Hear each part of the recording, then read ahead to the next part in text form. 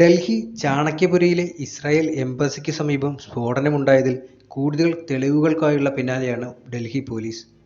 ഡൽഹി പോലീസും ഫയർ ബ്രിഗേഡും എൻഐഎയും സ്ഥലത്തെത്തി പരിശോധന നടത്തിയെങ്കിലും കാര്യമായ മുന്നേറ്റമൊന്നും അന്വേഷണത്തിൽ ഉണ്ടായിട്ടില്ലെന്നാണ് വിവരം. CCTVയിൽ തീവ്രത കുറഞ്ഞ സ്ഫോടനം നടന്നതിൻ്റെ ദൃശ്യങ്ങളാണ് ലഭിച്ചത്. ടയർ പൊട്ടിയതിന് സമാനമായ വലിയ പൊട്ടിത്തെറി ശബ്ദം കേട്ടെന്നും മരത്തിന് സമീപം പുകപടലങ്ങൾ ഉയർന്നെന്നുമാണ് സമീപത്തുണ്ടായിരുന്ന സുരക്ഷാ ജീവനക്കാരൻ പോലീസിന് മൊഴി നൽകിയത്. സംഭവ സമയത്ത് സ്ഥലത്തുണ്ടായിരുന്ന 2 പേരെ കേന്ദ്രീകരിച്ച് അന്വേഷണം തുടരുന്നതായാണ് വിവരം. CCTV ദൃശ്യങ്ങളിൽ പൊട്ടിത്തെറി സമയത്ത് ഇവർ സംഭവസ്ഥലത്ത് ഉള്ളതായി പോലീസ് കണ്ടെത്തിയിട്ടുണ്ട്.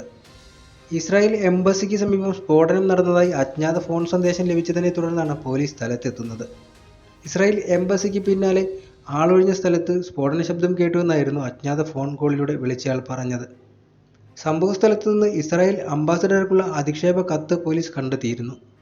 ടൈപ്പ് ചെയ്ത നിലയിൽ കണ്ടെത്തിയ കത്തിൽ അസഭ്യവും പലസ്തീൻ വിഷയവുമാണ് ഉള്ളടക്കമെന്ന് പോലീസ് അറിയിച്ചിട്ടുണ്ട്. ഗാസയിൽ ഇസ്രായേൽ നടത്തുന്ന ആക്രമണങ്ങളെ ശക്തമായി വിമർശിക്കുകയും പ്രതികാരം ചെയ്യുന്നതിനെക്കുറിച്ചും കത്തിൽ പറയുന്നുണ്ട്. എംബസിക്ക് സമീപത്തെ പൂന്തോട്ടത്തിൽ നിന്നും ഇസ്രായേൽ പതാകയിൽ പൊതിഞ്ഞ രീതിയിലാണ് കത്ത് പോലീസ് കണ്ടെടുത്തത്. കത്ത് കണ്ടെത്തിയത് കത്തും പതാകയും ഉൾപ്പെടെ സ്ഥലത്തു നിന്ന് ശേഖരിച്ച തെളിവുകൾ ഫോറൻസിക് പരിശോധനയ്ക്ക് അയച്ചിട്ടുണ്ട്. ഇസ്രായേൽ ഹമാസ് സംഘർഷം തുടർന്നുകൊണ്ടിരിക്കുന്ന സാഹചര്യമായതിനാൽ ഡൽഹി എംബസി പ്രദേശത്ത് കനത്ത ജാഗ്രതാ നിർദ്ദേശവും പോലീസ് പുറപ്പെടുവിച്ചിട്ടുണ്ട്. ചൊവ്വാഴ്ച വൈകിട്ട് 5 മണി കഴിഞ്ഞാണ് സ്ഫോടനമുണ്ടായത്. സ്ഫോടന വിവരം ഇസ്രായേൽ എംബസി സ്ഥിരീകരിച്ചിട്ടുണ്ട്. എന്നാൽ ആളപായമോ പരിക്കുകളോ ആർക്കും സംഭവിച്ചിട്ടില്ല. എംബസിയിലെ ഉദ്യോഗസ്ഥരും സുരക്ഷാ ജീവനക്കാരും ഉൾപ്പെടെ എല്ലാവരും സുരക്ഷിതരാണെന്നും അപകടമൊന്നുമില്ലെന്നും ഇസ്രായേൽ ഡെപ്യൂട്ടി അംബാസഡർ വ്യക്തമാക്കുന്നുണ്ട്.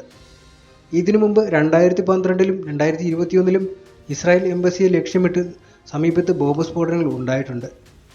2021-ൽ വിജയ് ചൗക്കിൽ ബീറ്റിംഗ് റിട്രീറ്റ് ചടങ്ങിൽ രാഷ്ട്രപതിയും പ്രധാനമന്ത്രിയും അടക്കമുള്ളവർ പങ്കെടുക്കുമ്പോഴായിരുന്നു നയതന്ത്ര മേഖലയിൽ സ്ഫോടനം നടന്നത്.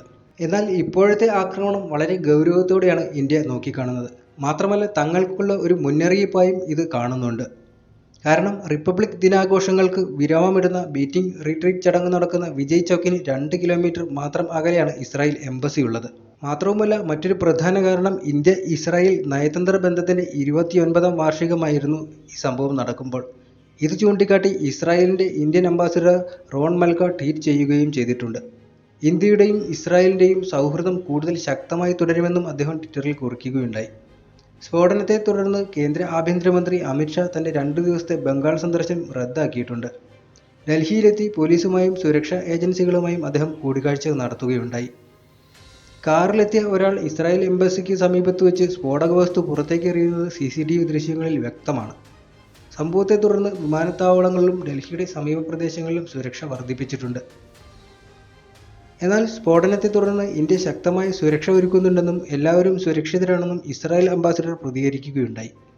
ഇന്ത്യയിലുള്ള ജൂതർക്കും ഇസ്രായേൽ പൗരന്മാർക്കും കേന്ദ്ര സർക്കാർ മതിയായ സുരക്ഷയൊരുക്കുമെന്ന് വിശ്വാസമുണ്ടെന്നാണ് ഇസ്രായേൽ പ്രധാനമന്ത്രി ബെഞ്ചമിൻ നെതന്യാഹു പ്രതികരിച്ചത്. ആക്രമണത്തിന് പിന്നിൽ തീവ്രവാദികളാണെന്നും നെതന്യാഹുവിനെ ഉദ്ധരിച്ച് ഇസ്രായേൽ സർക്കാർ പ്രതികരണം അറിയിച്ചിട്ടുണ്ട്. മാത്രമല്ല ഡൽഹിയിലെ എംബസിക്ക് സമീപമുണ്ടായ സ്ഫോടനത്തിന് പിന്നിൽ തീവ്രവാദികളാണെന്നും ഇസ്രായേൽ ഊന്നി പറയുന്നുണ്ട്. ഈ പശ്ചാത്തലത്തിൽ സംഭവസ്ഥലത്ത് കനത്ത സുരക്ഷയാണ് ഒരുക്കിയിരിക്കുന്നത്. ദേശീയ അന്വേഷണ ഏജൻസി, ഡൽഹി പോലീസ് പ്രത്യേക സംഘം, ഭീകരവാദ വിരുദ്ധ സംഘം തുടങ്ങിയ വൻ സംഘം സ്ഫോടന സ്ഥലത്ത് പരിശോധന നടത്തിയിരുന്നു.